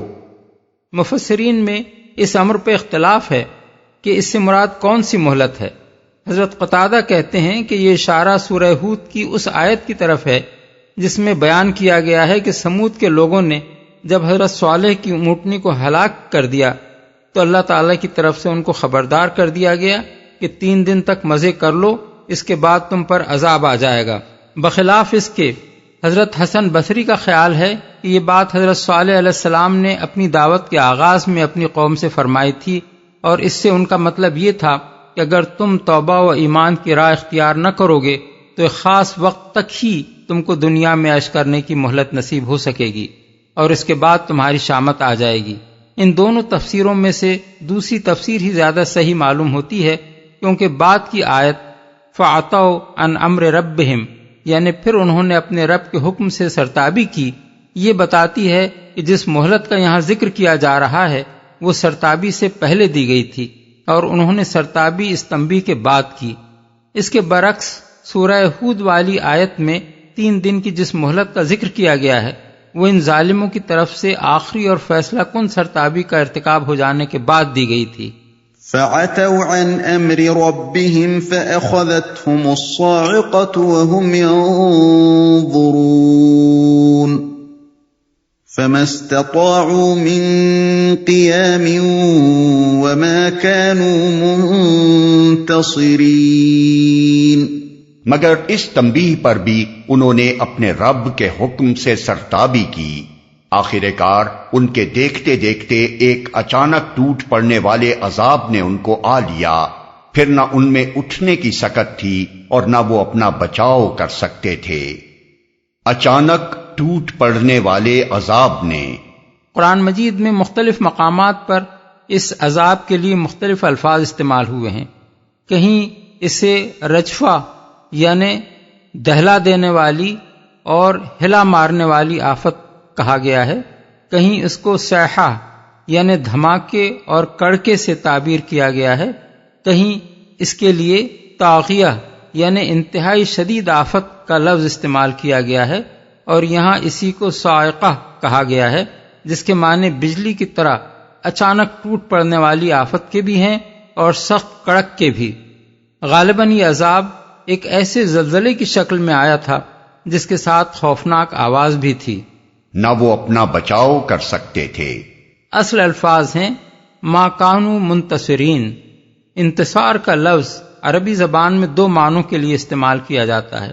اس کے ایک معنی ہے اپنے آپ کو کسی کے حملے سے بچانا، اور دوسرے معنی ہے حملہ کرنے والے سے بدلہ لینا۔ وَقَوْمَ نُوحٍ مِّن قَبْلُ إِنَّهُمْ كَانُوا قَوْمًا فَاسِقِينَ۔ اور ان سب سے پہلے ہم نے نوح کی قوم کو ہلاک کیا کیونکہ وہ فاسق لوگ تھے۔ وَالسَّمَاءَ بَنَيْنَاهَا بِأَيْدٍ وَإِنَّا لَمُوسِعُونَ۔ آسمان کو ہم نے اپنے زور سے بنایا ہے اور ہم اس کی قدرت رکھتے ہیں۔ آسمان کو۔ آخرت کے حق میں تاریخی دلائل پیش کرنے کے بعد اب پھر اسی کے ثبوت میں آفاقی دلائل پیش کیے جا رہے ہیں۔ ہم اس کی قدرت رکھتے ہیں۔ اصل الفاظ ہیں وَإِنَّا لَمُوسِعُونَ۔ موسع کے معنی طاقت و مقدرت رکھنے والے کے بھی ہو سکتے ہیں اور وسیع کرنے والے کے بھی۔ پہلے معنی کے لحاظ سے اس ارشاد کا مطلب یہ ہے کہ یہ آسمان ہم نے کسی کی مدد سے نہیں بلکہ اپنے زور سے بنایا ہے، اور اس کی تخلیق ہماری مقدرت سے باہر نہ تھی۔ پھر یہ تصور تم لوگوں کے دماغ میں آخر کیسے آ گیا کہ ہم تمہیں دوبارہ پیدا نہ کر سکیں گے؟ دوسرے معنی کے لحاظ سے مطلب یہ ہے کہ اس عظیم کائنات کو ہم بس ایک دفعہ بنا کر نہیں رہ گئے ہیں بلکہ مسلسل اس میں توسیع کر رہے ہیں، اور ہر آن اس میں ہماری تخلیق کے نئے نئے کرشمے رونما ہو رہے ہیں۔ ایسی زبردست خلاق ہستی کو آخر تم نے اعادہ خلق سے عاجز کیوں سمجھ رکھا ہے؟ وَالْأَرْضَ فَرَشْنَاهَا فَنِعْمَ الْمَاهِدُونَ۔ زمین کو ہم نے بچھایا ہے اور ہم بڑے اچھے ہموار کرنے والے ہیں۔ وَمِن كُلِّ شَيْءٍ خَلَقْنَا زَوْجَيْنِ لَعَلَّكُمْ تَذَكَّرُونَ۔ اور ہر چیز کے ہم نے جوڑے بنائے ہیں شاید کہ تم اس سے سبق لو۔ ہم نے جوڑے بنائے ہیں، یعنی دنیا کی تمام اشیاء تزویج کے اصول پر بنائی گئی ہیں۔ یہ سارا کارخانہ عالم اس قاعدے پر چل رہا ہے کہ بعض چیزوں کا بعض چیزوں سے جوڑ لگتا ہے، اور پھر ان کا جوڑ لگنے ہی سے طرح طرح کی ترکیبات وجود میں آتی ہیں۔ یہاں کوئی شے بھی ایسی منفرد نہیں ہے کہ دوسری کوئی شے اس کا جوڑ نہ ہو، بلکہ ہر چیز اپنے جوڑے سے مل کر ہی نتیجہ خیز ہوتی ہے۔ شاید کہ تم اس سے سبق لو۔ مطلب یہ ہے کہ ساری کائنات کا تزویج کے اصول پر بنایا جانا اور دنیا کی تمام اشیاء کا زوج زوج ہونا ایک ایسی حقیقت ہے جو آخرت کے وجوب پر صریح شہادت دے رہی ہے۔ اگر تم غور کرو تو تو اس سے خود تمہاری عقل یہ نتیجہ اخذ کر سکتی ہے کہ جب دنیا کی ہر چیز کا ایک جوڑا ہے اور کوئی چیز اپنے جوڑے سے ملے بغیر نتیجہ خیز نہیں ہوتی، تو دنیا کی یہ زندگی کیسے بے جوڑ ہو سکتی ہے؟ اس کا جوڑا لازماً آخرت ہے، وہ نہ ہو تو یہ قطعاً بے نتیجہ ہو کر رہ جائے۔ آگے کے مضمون کو سمجھنے کے لیے اس مقام پر یہ بات بھی سمجھ لینی چاہیے کہ اگرچہ یہاں تک ساری بحث آخرت کے موضوع پر چلی آ رہی ہے، لیکن اسی بحث اور انہی دلائل سے توحید کا ثبوت بھی ملتا ہے۔ بارش کا انتظام، زمین کی ساخت، آسمان کی تخلیق، انسان کا اپنا وجود، کائنات میں قانون تزویج کی حیرت انگیز کارفرمائی، یہ ساری چیزیں جس طرح آخرت کے امکان و وجوب پر گواہ ہیں، اسی طرح یہی اس بات کی شہادت بھی دے رہی ہیں کہ یہ کائنات نہ بے خدا ہے اور نہ اس کے بہت سے خدا ہیں، بلکہ خدا حکیم و قادر مطلق ہی اس کا خالق اور مالک اور مدبر ہے۔ اس لیے آگے انہی دلائل کی بنیاد پر توحید کی دعوت پیش کی جا رہی ہے۔ علاوہ بریں آخرت کو ماننے کا لازمی نتیجہ یہ ہے کہ انسان خدا سے بغاوت کا رویہ چھوڑ کر اطاعت و بندگی کی راہ اختیار کرے۔ وہ خدا سے اسی وقت تک پھرا رہتا ہے جب تک وہ اس غفلت میں مبتلا رہتا ہے کہ میں کسی کے سامنے جواب دہ نہیں ہوں اور اپنی دنیاوی زندگی کے اعمال کا کوئی حساب مجھے کسی کو دینا نہیں ہے۔ یہ غلط فہمی جس وقت بھی رفع ہو جائے، اس کے ساتھ ہی فوراً آدمی کے ضمیر میں یہ احساس ابھر آتا ہے کہ اپنے آپ کو غیر ذمہ دار سمجھ کر وہ بڑی بھاری غلطی کر رہا تھا، اور یہ احساس اسے خدا کی طرف پلٹنے پر مجبور کر دیتا ہے۔ اسی بنا پر آخرت کے دلائل ختم کرتے ہی مان بعد میں یہ فرمایا گیا، پس دوڑو اللہ کی طرف۔ فَفِرُّوا إِلَى اللَّهِ إِنِّي لَكُمْ مِنْهُ نَذِيرٌ مُبِينٌ۔ پس دوڑو اللہ کی طرف، میں تمہارے لیے اس کی طرف سے صاف صاف خبردار کرنے والا ہوں۔ وَلَا تَجْعَلُوا مَعَ اللَّهِ إِلَٰهًا آخَرَ إِنِّي لَكُمْ مِنْهُ نَذِيرٌ مُبِينٌ۔ اور نہ بناؤ اللہ کے ساتھ کوئی دوسرا معبود، میں تمہارے لیے اس کی طرف سے صاف صاف خبردار کرنے والا ہوں۔ یہ فقرے اگرچہ اللہ ہی کا کلام ہے، مگر ان میں متکلم اللہ تعالیٰ نہیں بلکہ نبی صلی اللہ علیہ وسلم ہیں۔ گویا بات دراصل یوں ہے کہ اللہ اپنے نبی کی زبان سے یہ کہلوا رہا ہے کہ دوڑو اللہ کی طرف، میں تمہیں اس کی طرف سے خبردار کرتا ہوں۔ اس طرز کلام کی مثال قرآن کی اولین سورہ یعنی سورہ فاتحہ میں موجود ہے، جس میں کلام تو اللہ تعالیٰ ہی کا ہے، مگر متکلم کی حیثیت سے بندے عرض کرتے ہیں، ایاک نعبد و ایاک نستعین اہدنا الصراط المستقیم۔ جس طرح وہاں یہ بات نہیں کہی گئی ہے کہ اے اہل ایمان تم اپنے رب سے یوں دعا مانگو، مگر فحوائے کلام سے خود بخود یہ بات مترشح ہوتی ہے کہ یہ ایک دعا ہے جو اللہ اپنے بندوں کو سکھا رہا ہے۔ اسی طرح یہاں بھی یہ نہیں فرمایا گیا ہے کہ اے نبی تم ان لوگوں سے کہو، مگر فحوائے کلام خود بتا رہا ہے کہ یہ توحید کی ایک دعوت ہے جو اللہ تعالیٰ کی ہدایت کے مطابق نبی صلی اللہ علیہ وسلم پیش کر رہے ہیں۔ سورہ فاتحہ کے علاوہ اس طرز کلام کی اور بھی متعدد نظیریں قرآن مجید میں موجود ہیں، جن میں کلام تو اللہ ہی کا ہوتا ہے، مگر متکلم کہیں فرشتے ہوتے ہیں اور کہیں نبی صلی اللہ علیہ وسلم۔ اور اس امر کی تصریح کے بغیر کہ یہاں متکلم کون ہے، سیاق عبارت سے خود بخود یہ بات ظاہر ہو جاتی ہے کہ اللہ اپنا یہ کلام کس کی زبان سے ادا کر رہا ہے۔ مثال کے طور پر ملاحظہ ہو سورہ مریم آیات 64-65، الصافات آیات 159 تا 167، الشورى آیت 10۔ كذلك ما أتى الذين من قبلهم من رسول إلا قالوا ساحر أو مجنون أتواصوا به بل هم قوم طاغون۔ یوں ہی ہوتا رہا ہے، ان سے پہلے کی قوموں کے پاس بھی کوئی رسول ایسا نہیں آیا جسے انہوں نے یہ نہ کہا ہو کہ یہ ساحر ہے یا مجنون۔ کیا ان سب نے آپس میں اس پر کوئی سمجھوتا کر لیا ہے؟ نہیں بلکہ یہ سب سرکش لوگ ہیں، مجنون۔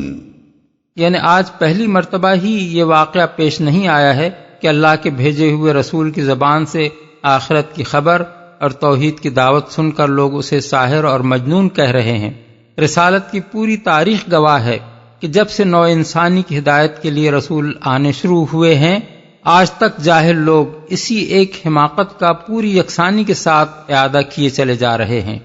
جس رسول نے بھی آ کر خبردار کیا کہ تم بہت سے خداؤں کے بندے نہیں ہو، بلکہ صرف ایک ہی خدا تمہارا خالق و معبود اور تمہاری قسمتوں کا مالک و مختار ہے،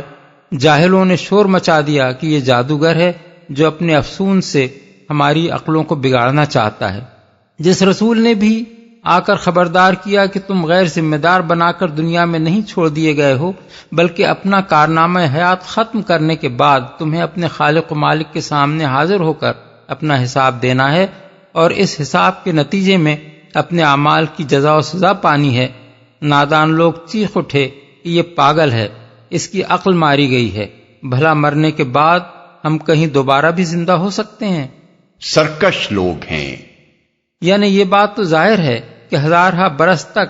ہر زمانے میں مختلف ملکوں اور قوموں کے لوگوں کا دعوت انبیاء کے مقابلے میں ایک ہی رویہ اختیار کرنا اور ایک ہی طرح کی باتیں ان کے خلاف بنانا کچھ اس بنا پر تو نہ ہو سکتا تھا کہ ایک کانفرنس کر کے ان سب اگلی اور پچھلی نسلوں نے آپس میں یہ طے کر لیا ہو کہ جب کوئی نبی آ کر یہ دعوت پیش کرے تو اس کا یہ جواب دیا جائے۔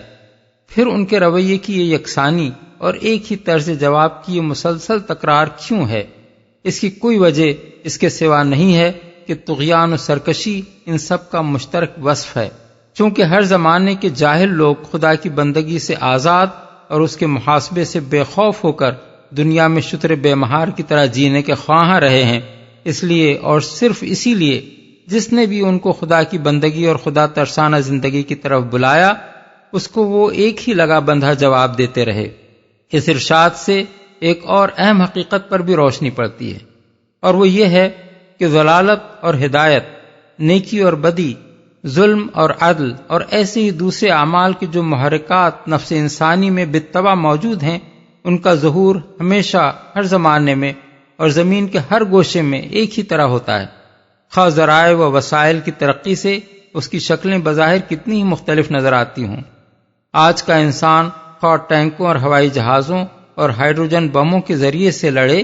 اور قدیم زمانے کا انسان چائے پتھروں اور لاٹھیوں سے لڑتا ہو، مگر انسانوں کے درمیان جنگ کے بنیادی محرکات میں سر منہ فرق نہیں آیا ہے۔ اسی طرح آج کا ملحد اپنے الحاد کے لیے دلائل کے خواہ کتنے ہی انبار لگاتا رہے، اس کے اس راہ پر جانے کے محرکات بعینہی وہی ہیں جو آج سے 6000 سال پہلے کے کسی ملحد کو اس طرف لے گئے تھے، اور بنیادی طور پر وہ اپنے استدلال میں بھی اپنے سابق پیشواؤں سے کچھ مختلف نہیں ہے۔ فَتَوَلَّ عَنْهُمْ فَمَا أَنْتَ بِمَلُومٍ وَذَكِّرْ فَإِنَّ الذِّكْرَى تَنفَعُ الْمُؤْمِنِينَ۔ پس اے نبی ان سے رخ پھیر لو، تم پر کچھ ملامت نہیں، البتہ نصیحت کرتے رہو، کیونکہ نصیحت ایمان لانے والوں کے لیے نافع ہے، تم پر کچھ ملامت نہیں۔ اس آیت میں دین کی تبلیغ کا ایک قاعدہ بیان فرمایا گیا ہے جس کو اچھی طرح سمجھ لینا چاہیے۔ ایک داعی حق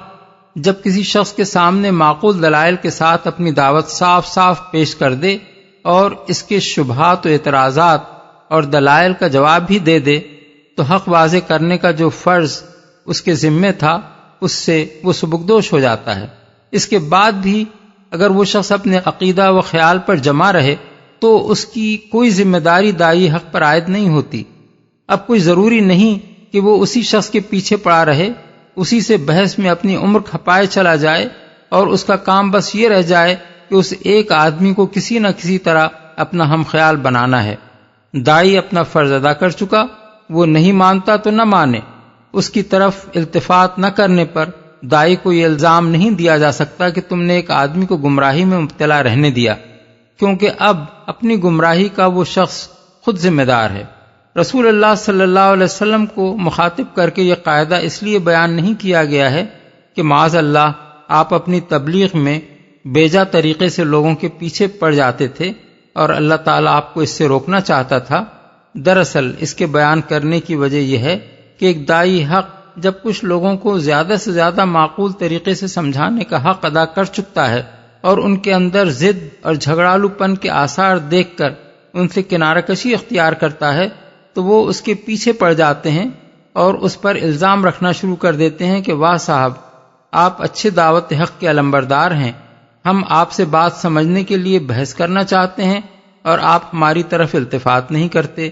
حالانکہ ان کا مقصد بات کو سمجھنا نہیں بلکہ اپنی بحثا بحثی میں داعی کو الجھانا اور محض اس کی تضییع اوقات کرنا ہوتا ہے۔ اس لیے اللہ تعالیٰ نے خود اپنے کلام پاک میں بالفاظ صریح یہ فرما دیا کہ ایسے لوگوں کی طرف التفات نہ کرو، ان سے بے التفاتی کرنے پر تمہیں کوئی ملامت نہیں کی جا سکتی۔ اس کے بعد کوئی شخص رسول اللہ صلی اللہ علیہ وسلم کو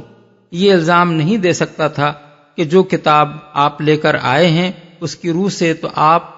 ہم کو اپنا دین سمجھانے پر مامور ہیں، پھر آپ ہماری باتوں کا جواب کیوں نہیں دیتے؟ نافع ہے۔ اس آیت میں تبلیغ کا دوسرا قاعدہ بیان کیا گیا ہے۔ دعوت حق کا اصل مقصد ان سعید روحوں تک ایمان کی نعمت پہنچانا ہے جو اس نعمت کی قدر شناس ہوں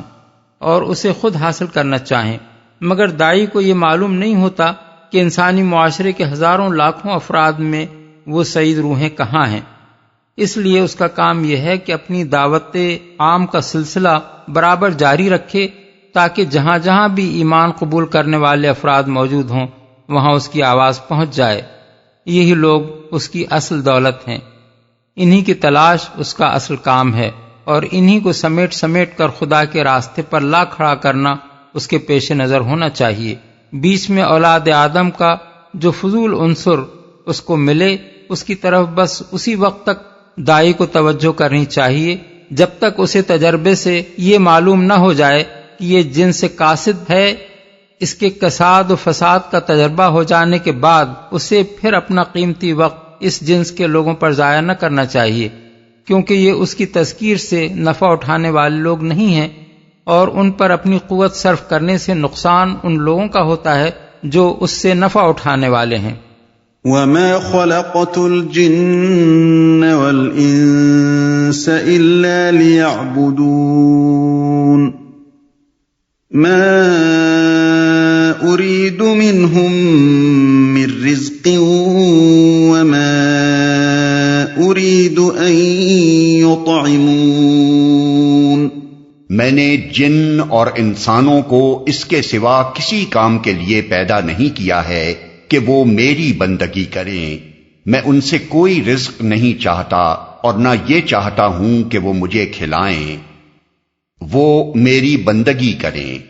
یعنی میں نے ان کو دوسروں کی بندگی کے لیے نہیں بلکہ اپنی بندگی کے لیے پیدا کیا ہے۔ میری بندگی تو ان کو اس لیے کرنی چاہیے کہ میں ان کا خالق ہوں۔ دوسرے کسی نے جب ان کو پیدا نہیں کیا ہے تو اس کو کیا حق پہنچتا ہے کہ یہ اس کی بندگی کریں، اور ان کے لیے یہ کیسے جائز ہو سکتا ہے کہ ان کا خالق تو ہوں میں اور یہ بندگی کرتے پھریں دوسروں کی۔ یہاں یہ سوال پیدا ہوتا ہے کہ اللہ تعالیٰ صرف جنوں اور انسانوں ہی کا خالق تو نہیں ہے بلکہ سارے جہان اور اس کی ہر چیز کا خالق ہے، پھر یہاں صرف جنوں اور انسانوں ہی کے متعلق کیوں فرمایا گیا کہ میں نے ان کو اپنے سوا کسی کی بندگی کے لیے پیدا نہیں کیا ہے، حالانکہ مخلوقات کا ذرہ ذرہ اللہ ہی کی بندگی کے لیے ہے؟ اس کا جواب یہ ہے کہ زمین پر صرف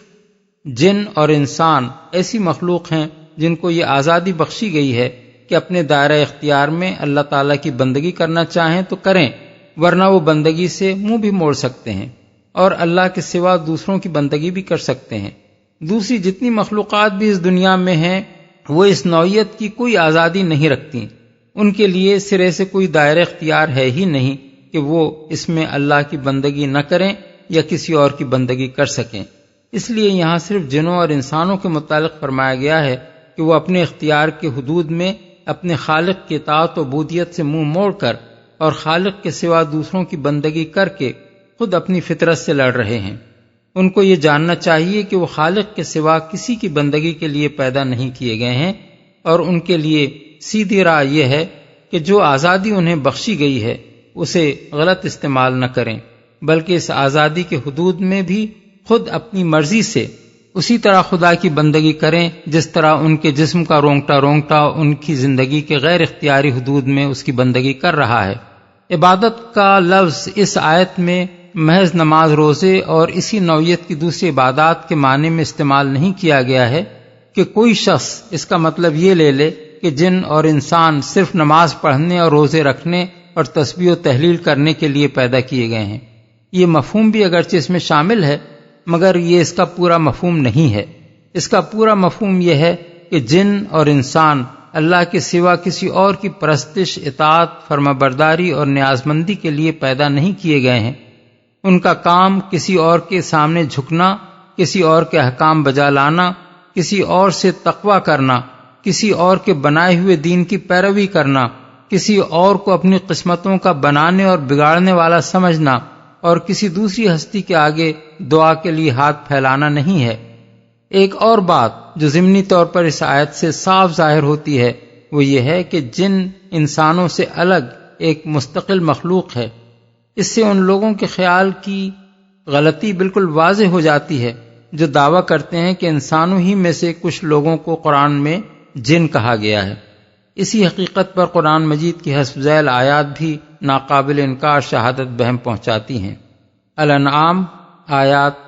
100-128، الاعراف آیات 38-179، ہود آیت 119، الحجر آیات 27-33، بنی اسرائیل آیت 88، الکہف آیت 50، السجدہ آیت 13، سبا آیت 41، صاد آیات 75-76، حامیم السجدہ آیت 25، الاحقاف آیت 18، الرحمن آیات 15، 39، 56۔ وہ مجھے کھلائیں، یعنی میری کوئی غرض جنوں اور انسانوں سے اٹکی ہوئی نہیں ہے کہ یہ میری عبادت کریں گے تو میری خدائی چلے گی،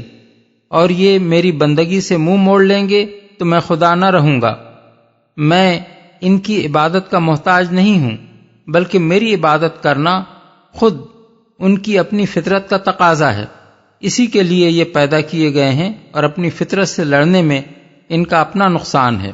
اور یہ جو فرمایا کہ میں ان سے رزق نہیں چاہتا اور نہ یہ چاہتا ہوں کہ وہ مجھے کھلائیں، اس میں ایک لطیف تعریض ہے۔ خدا سے برگشتہ لوگ دنیا میں جن جن کی بندگی بجا لا رہے ہیں وہ سب در حقیقت اپنے ان بندوں کے محتاج ہیں۔ یہ ان کی خدائی نہ چلائیں تو ایک دن بھی وہ نہ چلے۔ وہ ان کے رازق نہیں بلکہ الٹے یہ ان کو رزق پہنچاتے ہیں۔ وہ ان کو نہیں کھلاتے بلکہ الٹے یہ ان کو کھلاتے ہیں۔ وہ ان کی جان کے محافظ نہیں بلکہ الٹے یہ ان کی جانوں کی حفاظت کرتے ہیں۔ ان کے لشکر یہ ہیں جن کے بل پر ان کی خدائی چلتی ہے۔ جہاں بھی ان جھوٹے خداؤں کی حمایت کرنے والے بندے نہ رہے یا بندوں نے ان کی حمایت سے ہاتھ کھینچ لیا، وہاں ان کے سب ٹھاٹ پڑے رہ گئے، اور دنیا کی آنکھوں نے ان کی قسم پرسی کا حال دیکھ لیا۔ سارے معبودوں میں اکیلا ایک اللہ جل شانہ ہی وہ حقیقی معبود ہے جس کی خدائی اپنے بل بوتے پر چل رہی ہے، جو اپنے بندوں سے کچھ لیتا نہیں بلکہ وہی اپنے بندوں کو سب کچھ دیتا ہے۔